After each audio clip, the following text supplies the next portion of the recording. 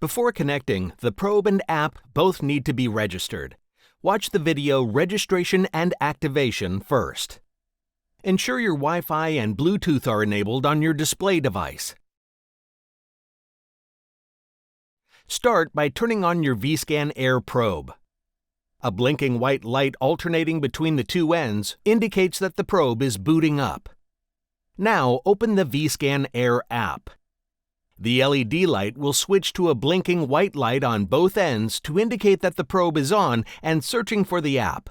Once the app is detected in the vicinity, the LED lights will turn to a steady white on both sides. On Android devices, the user is quickly taken to the image screen to start scanning. On iOS devices, the user needs to confirm pairing before the screen will change to the scan screen. Once paired, you are ready to scan. The connected and active side of the probe will display a steady blue light.